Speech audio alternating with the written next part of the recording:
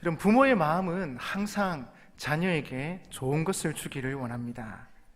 저도 어린 시절에 시골에 가면 부담감이 있었습니다. 차가 있습니까? 버스를 타고 한참 3시간, 4시간, 막힐 때는 6시간 이렇게 걸려서 의성을 갔었습니다.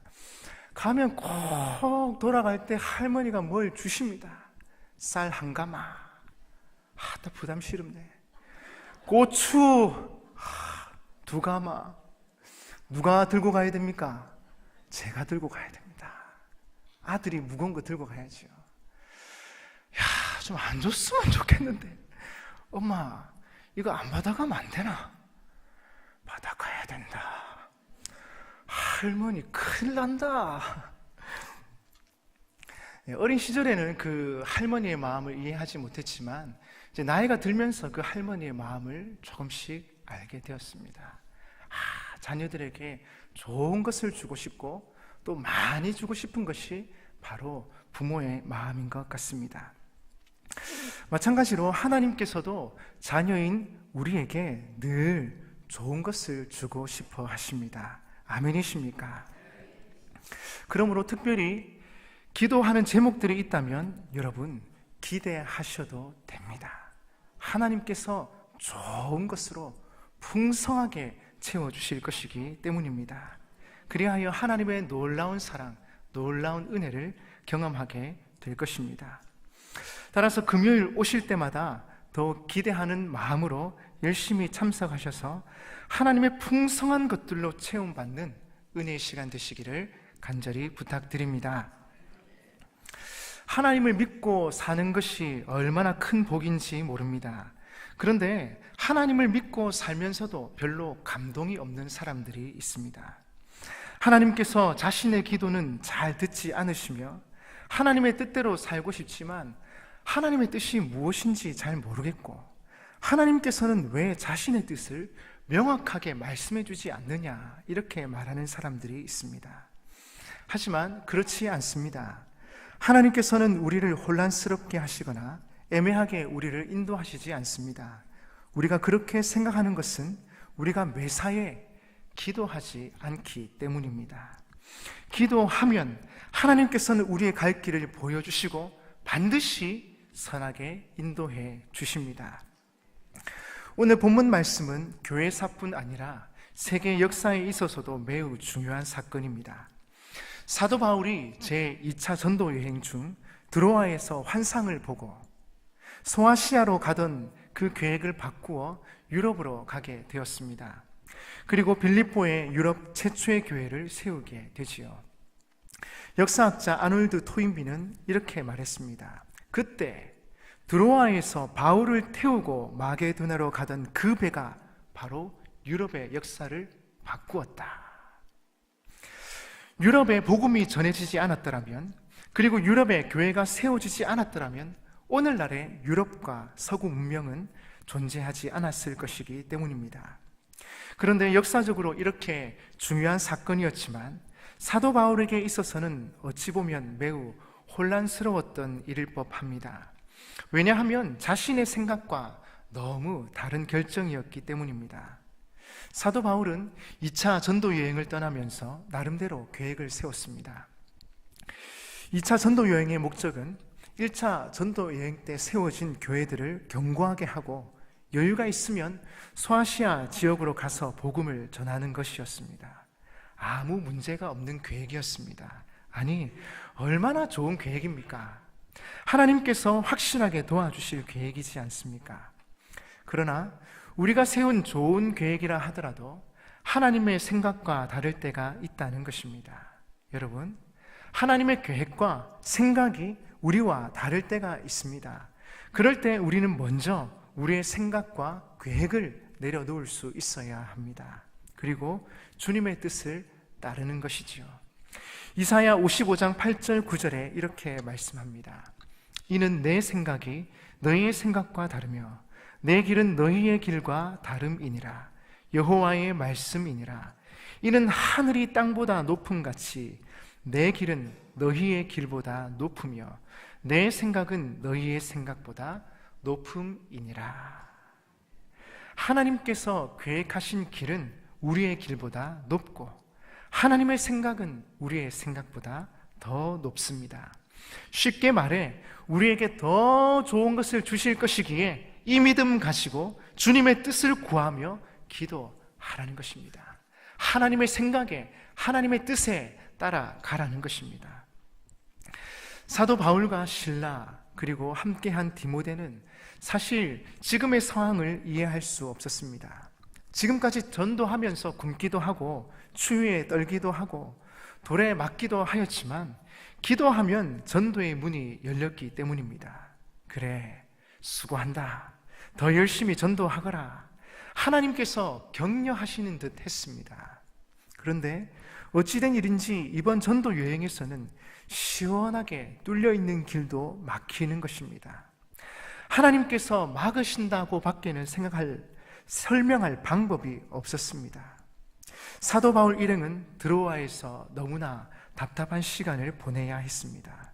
전도의 문이 왜 열리지 않을까? 하나님의 뜻은 어디에 있을까? 여기서 우리가 주목해야 할 것은 이런 혼란스러운 상황 속에서도 바울은 포기하지 않고 기도하면서 하나님의 뜻을 구했다는 것입니다. 사도 바울은 모든 것이 혼란스러운 순간에도 간절히 기도하면서 하나님의 인도하심을 기다렸습니다. 사도행전 16장의 핵심 키는 기도입니다. 사도 바울은 하나님이 계획하신 일을 전혀 알지 못했습니다. 하나님이 유럽에 복음을 전하게 하실 것이라는 사실을 눈치채지 못했습니다. 그런데 결국은 하나님이 계획하신 대로 유럽에 복음을 전하러 가게 됩니다. 그것은 바울이 기도했기 때문에, 하나님의 뜻을 발견하고 따라갔기 때문에 가능한 일이었습니다. 하나님 앞에 간절하게 기도했기에 하나님의 뜻이 어디 있는지 깨닫게 되었고, 결국 성령님의 인도하심을 따라 마게도나로 건너가서 복음을 전하여 유럽에 교회를 세우고 유럽의 복음화를 시작했던 것입니다. 9절에 보니 밤에 환상이 바울에게 보이니 그랬습니다. 사도 바울은 드로아에서 밤에 환상을 보게 됩니다. 잠을 잔 것이 아니라 기도한 것입니다. 잠을 잤다면 꿈에 보았다고 했을 것입니다. 사도 바울은 이방인들에게 복음을 전하기 위해 모든 것을 다 버린 사람입니다. 그런데 전도의 문이 다 막혀버리니 답답해서 견딜 수가 없었습니다. 그래서 잠이 오겠습니까? 하나님, 도대체 왜 이렇게 하시는 것입니까? 하나님, 나는 어떻게 해야 합니까? 여기 드로아까지 왔는데 하나님의 계획은 어디에 있습니까? 그렇게 기도하는 중에 사도 바울이 환상을 보게 됩니다. 베드로가 기도 중에 환상을 본 것처럼 바울도 기도 중에 환상을 보게 되었습니다. 바다 건너편에 유럽 마게도냐 사람 하나가 나타나더니 애절한 눈빛으로 마게도냐로 건너와서 우리를 도와주세요, 이렇게 말하는 것입니다. 이 환상을 보고 사도 바울은 정신이 번쩍 들었습니다. 그때까지는 마음이 답답하고 생각이 복잡하였는데 가슴이 시원해졌습니다. 하나님의 뜻이 유럽으로 건너가라는 것이구나 깨달았습니다. 그래서 계획을 바꾸어 유럽으로 가게 된 것입니다. 여러분, 우리가 하나님께 기도하면 모든 일들이 분명해집니다. 이것이 바로 기도의 역사입니다. 어떻게 해야 할지 고민하셨던 문제들이 있다면 더욱 간절히 기도해 보십시오.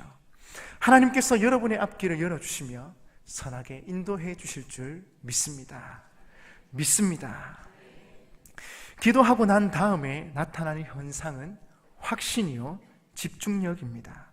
무엇을 해야 할지, 어떻게 해야 할지 확실히 알게 되어 집중할 수 있게 되는 것입니다. 목사님들이 설교 준비할 때도 마찬가지라고 합니다. 말씀을 묵상하고 책을 읽다 보면 설교할 내용이 얼마나 많은지 모릅니다. 도대체 이 많은 것을 이번 주에 30분 만에 어떻게 다 전하지? 우리 목사님의 매주 고민이실 것입니다. 그런데 설교 준비한 내용을 가지고 하나님 앞에 1시간, 2시간 간절히 기도하다 보면 그 모든 말씀들이 정리가 되면서 하나님께서 전하라고 하시는 말씀이 깨달아지는 것입니다. 그래서 기도 중에 전할 말씀을 붙잡고 주일에 증거하는 것입니다. 여러분, 그렇다면 기도는 언제까지 해야 합니까? 하나님께서 감동을 주시고 우리의 길을 인도해 주실 때까지 해야 합니다. 쉽게 말해서 응답 받을 때까지 하는 것입니다. 그리고 하나님께서 우리에게 감동을 주시고 말씀을 통해 깨닫게 하셨다면 그대로 순종해야 합니다. 깨닫는 것만으로는 부족합니다. 기도 응답 받은 대로, 깨달은 대로, 감동받은 대로 순종해야 합니다. 그럴 때 하나님께서 역사하십니다. 바울은 기도 응답 받은 대로 순종하여 마게도냐로 갔습니다. 그러니 하나님께서 함께 하시며 가는 곳마다 크신 역사를 일으키셨던 것입니다. 바울의 앞길을 열어주셨습니다. 여러분, 요나를 기억하십니까?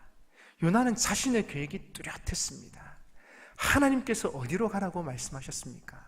니느웨로 가라고 하셨는데 마침 다시스로 가는 배가 있어 다시스로 갔습니다. 여러분, 말이 쉽지 바울처럼 순종하는 것이 결코 쉽지 않습니다. 하나님, 저의 계획은 이것입니다. 저는 가야 합니다. 저는 갈 수 있습니다. 저는 갈 것입니다. 아니요, 여러분. 그렇게 해서는 하나님의 인도하심을 받을 수가 없습니다. 하나님께서 인도하시는 대로, 주의 뜻이면 그렇게 하겠습니다. 주님 뜻보다 앞서면 안 되는 것이지요. 주님 말씀하시면 따라가야 합니다. 순종해야 합니다. 응답 받은 대로 가는 것입니다. 바울이 빌립보에 가서 처음 전도한 사람은 루디아였습니다. 루디아는 옷감 장사였는데 그녀가 마음을 열어 바울이 전하는 예수 그리스도를 영접하였으며 루디아의 집을 중심으로 빌립보 교회가 시작되었습니다. 하나님의 놀라운 계획이지 않습니까? 기도하고 순종하는 바울에게 하나님께서 함께 하시며 그의 앞길을 열어주셨던 것입니다. 또한 사도 바울이 기도하러 가다가 점치는 귀신 들린 여종 하나를 거쳐 주었습니다. 귀신을 쫓아냈지요. 그 일로 수입이 그친 주인의 고소로 온몸에 매를 맞고 지하 감옥에 갇히게 되었습니다. 이때도 바울은 기도했습니다. 비록 몸은 매를 맞고 아프고 감옥에 갇혀있는 처절한 상황이지만 주님이 함께 하시니 감사가 나오고 찬양이 터져 나왔던 것입니다.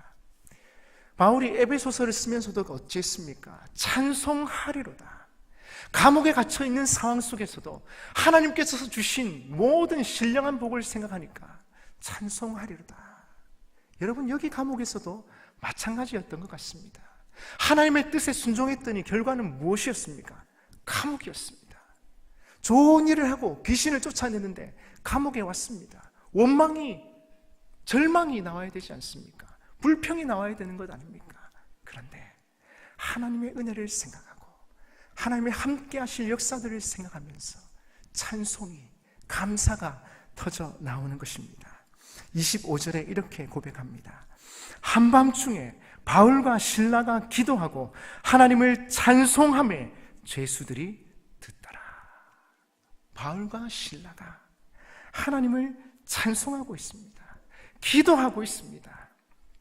여러분, 이런 기도의 능력을 경험해 보고 싶지 않습니까? 형편은 너무 어려운데 마음은 확신이 넘치고 감사가 나오며 찬송이 터져 나오는 그 경험 말입니다.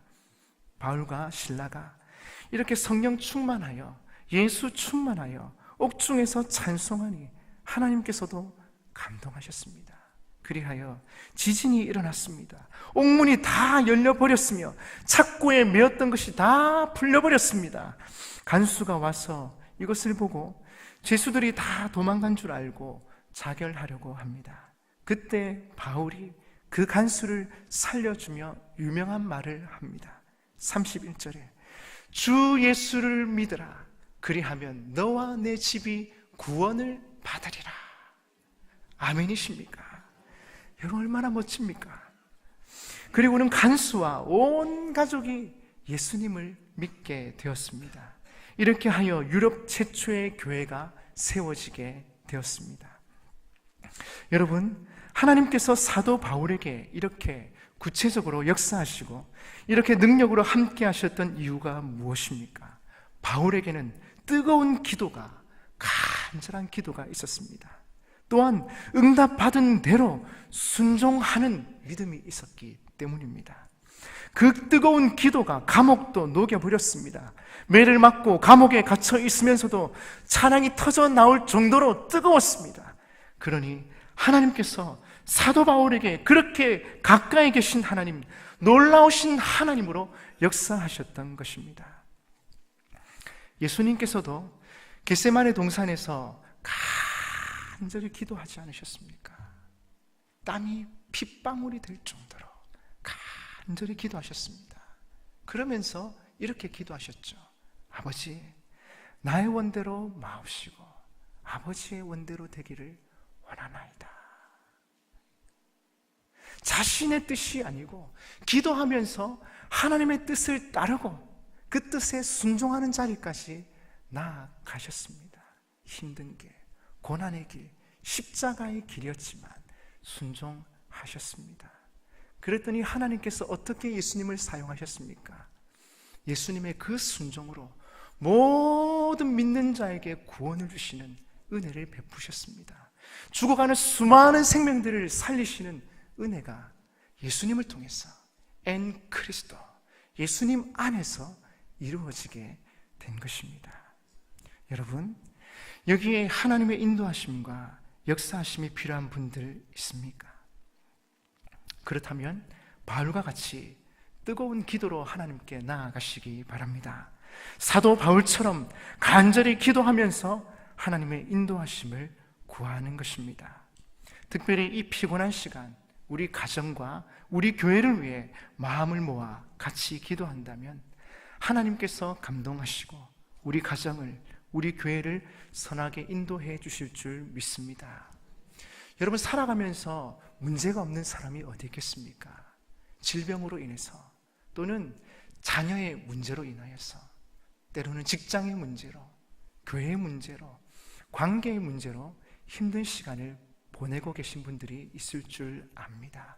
그럴 때 가장 먼저 하나님 앞에 나와서 기도하고 하나님의 뜻을 구하고 하나님의 뜻을 발견했다면 순종하는 자리까지 나아가는 것입니다. 여러분, 특별히 이 금요일 밤은 우리가 간절하게 주님 앞에 토하며 기도하는 시간입니다. 우리의 마음속에 있는 아픔, 우리의 마음속에 있는 남에게 말할 수 없는 문제, 그것들을 가지고 주님 앞에 부르짖어 기도하는 시간입니다.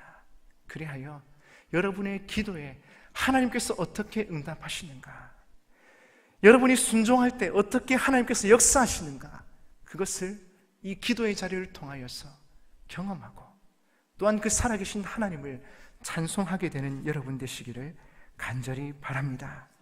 우리가 기도함으로 더 예수 충만하고 더 기대하고 사모하는 데까지 나아가는 것입니다.